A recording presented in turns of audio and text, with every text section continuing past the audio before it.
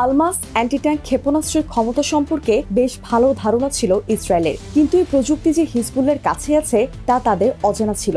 ইসরায়েলের আলমা গবেষণা কেন্দ্রের প্রধান সারিদ জেহাভিকের বরাত দিয়ে মার্কিন সংবাদপত্র ফরেন পলিসি এই কথা জানিয়েছে। সেখানে বলা হয়েছে, কোনো বিষয় কতটা ভীতিকর তা না জানাটা আরও বেশি ভয়ের।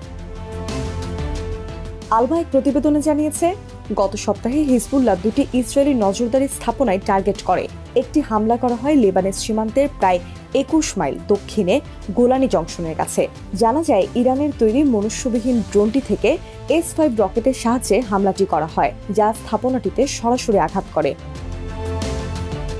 আলমা সেন্টারের একটি বিশ্লেষণ অনুযায়ী ইসরায়েলি আকাশ সীমার মধ্য থেকেই আকাশ থেকে সার্ফেস স্ট্রাইক পরিচালনা করতে সফল হয় হিজবুল্লাহ। ৮ অক্টোবরের পর এটিই তাদের প্রথম সফল অভিযান বলে ধারণা করা হচ্ছে। যদিও এটি একমাত্র নয়, তবে এটি হিজবুল্লাহর জন্য একটি উল্লেখযোগ্য অগ্রগতি। সীমান্তের কাছাকাছি আরও একটি রিকনেশনস স্থাপনায়ও ইরানের তৈরি আলমাস অ্যান্টি-ট্যাঙ্ক ক্ষেপণাস্ত্র দিয়ে হামলা করা হয়েছিল।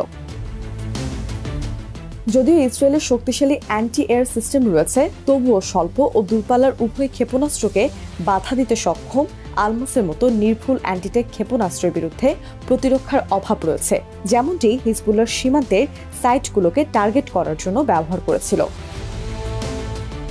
জেহাভি বলেছে, আমাদের কাছে অ্যান্টি ট্যাঙ্ক সামলানোর সমাধান নেই। লেবাননের সাথে ইসরায়েলি উত্তর সীমান্তে ইসরায়েলি বসতিগুলো Russian Kornet anti tank guided ক্ষেপণাস্ত্রের আক্রমণের সম্মুখীন হয়েছে, যা ভারী যুদ্ধ ট্যাঙ্কের জন্য ডিজাইন করা হয়েছিল। অন্যদিকে আলমাস, যার নকশাগুলো ইসরায়েলি প্রযুক্তির উপর ভিত্তি করে তৈরি করা হয়েছে, হিজবুল্লাহ এটি ব্যবহার করছে, সেটি অবিশ্বাস্য। আমরা এর সাথে পরিচিত, কিন্তু এটা হিজবুল্লাহর হাতে রয়েছে তা জানা ছিল না।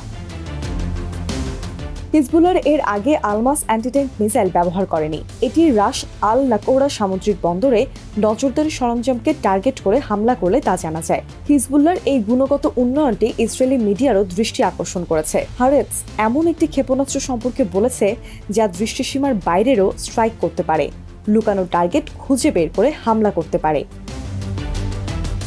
গত ১ ফেব্রুয়ারি হারেটসে প্রকাশিত একটি নিবন্ধে বলা হয়েছিল, ২০১৬ সালে প্রথম প্রকাশিত আলমাস ক্ষেপণাস্ত্রটি ইসরায়েলি বাহিনীর অস্ত্রাগারে থাকা একটি উন্নত ট্যাঙ্ক বিরোধী ক্ষেপণাস্ত্র।